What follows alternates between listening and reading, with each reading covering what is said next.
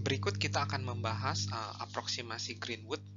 Nah, ide dasar dari aproksimasi Greenwood adalah yang saya kasih kotak kuning ini nih. Ya, ini adalah ide dasar dari aproksimasi Greenwood. Nah, seandainya jika kita punya perkalian dari n buah suku 1 plus A1 dikali 1 plus A2 dan seterusnya sampai 1 plus AN, maka ini bisa dihampiri dengan 1 plus A1 ditambah A2 dan seterusnya sampai AN gitu ya. Nah, ini berlaku jika ada A1 itu dan A2 dan sampai AN itu jika cukup kecil ya. Tidak 0 ya, jadi lebih besar dari 0 tapi jauh dari 1 ya, jadi sangat kecil lah gitu. Sehingga A1 dikali A2 dan seterusnya itu bisa diabaikan. Nah, ini adalah ide dasar dari aproksimasi Greenwood. Jadi saya akan tulis dulu variansi eksaknya itu apa, yaitu adalah S YJ dibagi S Y0 kuadrat ya. Nah, dikali dengan produk dari total ada J buah suku 1 ditambah S YI min 1 min S YI dibagi RI dikali S YI ya. Nah, ini dikurangin 1 ya. Nah, di sini yang menjadi A-nya itu adalah ini nih ya, ini jadi A-nya 1 plus A1, 1 plus A2 dan seterusnya, sehingga ini bisa saya hampiri dengan menggunakan aproksimasi Greenwood adalah ini tetap SYJ SY0. Nah, ini menjadi 1 ditambah menjadi penjumlahan ya. Penjumlahan dari apa? Dari A-nya itu semua ya. 1 per RI kali S YI gitu. Dikurangin 1. Nah, dengan kata lain ininya bisa dicoret sehingga aproksimasi Greenwood itu adalah YJ ya. Nah, ini jadi sigma aja ya. Jadi sigma S YI min 1 dibagi RI dikali S YI ya. Dengan I-nya jalan-jalan dari 1 sampai J. Nah, ini adalah aproksimasi Greenwood yang berwarna kuning ini. Nah, semoga cukup jelas. Nah, selanjutnya kita akan terapkan baik aproksimasi Greenwood ataupun variansi SNX secara eksak dalam sebuah contoh. Nah, jadi kita akan menggunakan dataset T2 ya, yang tadi kita sudah buat. Jadi kita akan menggunakan tabel YJ, SJ, dan RJ yang sudah kita buat sebelum-sebelumnya ya. Dan kemudian kita akan mengestimasi S30, bukan S30 ya, harusnya mungkin S40 ya, karena ada 40 data. S40 di 3 dan akan mengestimasi variansinya dengan secara eksak dan juga secara aproksimasi Greenwood. Oke, kita mulai. Nah, kita akan buat tabelnya dulu. YJ ya, itu di 0,8 itu Y1-nya, 2,9 ini Y2-nya, terus 3,1 itu Y3-nya. Nah, dan 3 itu kan terletak di sini nih. Jadi kita stop di sini, di J sama dengan 2 ya sebenarnya. SJ-nya sama RJ-nya. Yaitu 1, 21, 30, 26, dan 26. Oke, kita hitung dulu variansi dari SN di 3 ya. Secara eksak ya. Secara eksak itu adalah S di Y2 ya, S di Y2 dibagi S di Y0. Nah, ini semua dikuadratkan ya. Kemudian kita kalikan dengan Pi, I-nya dari 1 sampai 2 ya. Nah, semoga cukup jelas kenapa 2 nih. Ditambah S di YI min 1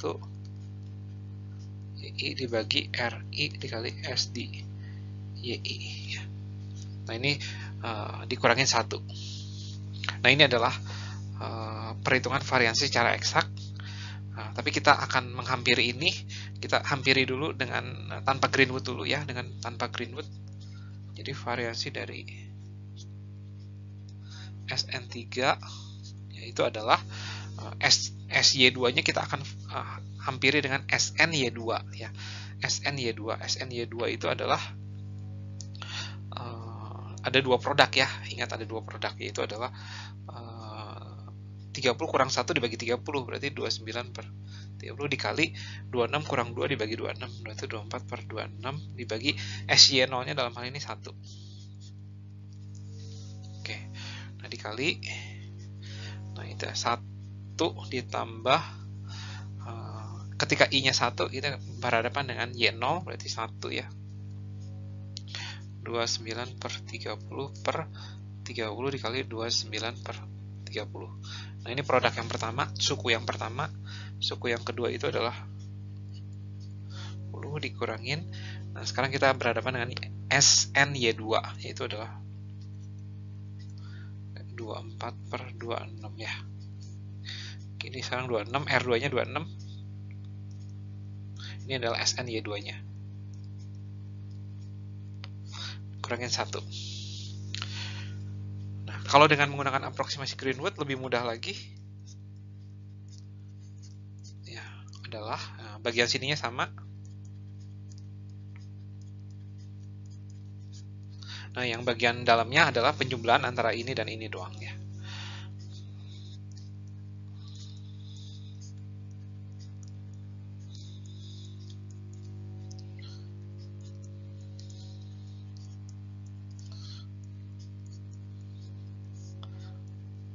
Dikali 29 per 30 dikali 24 per 26. Nah, ini kalau dibandingkan, ini hasilnya tidak akan jauh berbeda. Jadi semoga cukup jelas contoh dari mencari variansi dari sebuah data yang tersensor ya, dengan menggunakan estimasi Kaplan-Meier. Materi berikutnya yaitu merupakan materi terakhir di subbab 12.2 ini, yaitu adalah sebuah metode alternatif untuk mencari confidence interval ya. Nah, jadi ada yang salah sih, bukan ada yang salah, ada yang kurang dari metode mencari confidence interval di metode sebelumnya gitu ya. Nah, karena di metode sebelumnya itu confidence intervalnya bisa aja kurang dari 0, bisa negatif, atau bisa aja lebih besar dari 1 gitu ya. Itu yang dikhawatirkan pada metode mencari confidence interval sebelumnya gitu. Nah, oleh karena itu di sini kita akan menggunakan sebuah metode alternatif untuk mencari confidence interval. Nah, ide dasarnya itu SNX-nya itu atau SNT dalam hal ini ya, di sini pakai T, itu kita misalkan sebagai sebuah Y gitu ya. Jadi SNT-nya itu kita akan lenkan ya, kemudian kita kasih minus ya, karena biar jadi positif. Kita akan lenkan lagi, dan ini kita akan misalkan sebagai Y gitu ya. Nah, si Y ini yang akan kita cari confidence intervalnya gitu ya. Jadi si Y ini akan kita cari confidence intervalnya, dan kemudian ini tidak akan kita turunkan, tapi mungkin akan diturunkan nanti di bab 13 atau bab 14 ya gitu, bahwa confidence interval untuk Y dapat dicari gitu ya. Yaitu ini gitu ya. Jadi ini adalah confidence interval untuk si Y gitu ya. Dan formulanya agak ribet emang. Jadi Y hitung ya, plus minus Y yang kita dapatkan ya, plus minus 1,96 dikali ini adalah standar deviasi dari Y ya. Ini tuh adalah standar deviasi dari Y. Itu akar dari variansi dibagi SNT dikali ln dari SNT gitu ya. Nah, setelah kita mendapatkan confidence interval untuk si Y, nah kita bisa balikin lagi ke si SNT yang mau kita cari. Nah, dan kita dapatkan bahwa confidence interval untuk si ST itu adalah batas atasnya itu ini nih, SNT dikali U, dan batas bawahnya SNT dikali minus U gitu. Dengan U-nya itu adalah ini nih. Ini tuh U-nya itu didapatkan dengan mencari ini fungsi inverse dari ini nih. Jadi fungsi inverse dari ln min ln itu diterapkan ke ini nih, ekspresi ini gitu ya. Sehingga kita bisa mendapatkan bahwa U-nya itu adalah eksponen dari 1,96 akar dari variansi SNT dibagi SNT ln dari SNT. Nah, ini adalah U-nya gitu ya. Jadi ini adalah formula alternatif ya untuk mencari confidence interval bagi si SNX atau SNT. Nah, kita akan coba ini dalam contoh soal berikut ini. Nah, kita akan menggunakan dataset D ya, yang tadi ya. Nah, kemudian kita akan mencoba mencari 95% confidence interval untuk S3 ya. Nah, SN3-nya tadi sudah kita hitung ya, SN3-nya. SN3-nya itu adalah karena di antara Y3-nya kan di antara Y2 sama Y3 ya. Berarti ini ada dua perkalian ya, yaitu 29/30 dikali 24/26 ya. Nah, ini kalau kita hitung dapatnya 0,8923 ya. Silahkan dicek.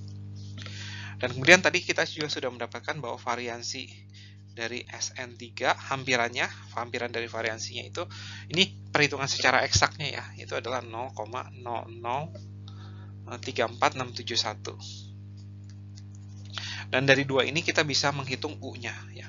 U-nya itu tadi adalah eksponen ya dari ya 1,96 akar dari variansinya 0,34671 ya.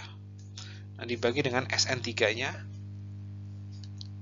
dikali dengan ln dari SN3 ya. 23 ya. Emang negatif sih, nggak apa-apa ya. Dan hasilnya itu adalah ini ya, 0,32142 ya. Berarti batas bawah dari S3 ya. S3 kan yang kita tidak tahu, yang kita mau cari tahu ya adalah SN3 dikali minus U ya, minus U atau 1/nya ya. 0,32142 ya. Kalau batas atasnya adalah 0,8923 dikali 0,32142 ya. Dan ini kalau dihitung dapatnya 0,964. Kalau ini 0,70152. Nah, ini adalah confidence interval untuk si S3. Ya, kita percaya 95% bahwa S3 itu di antara 701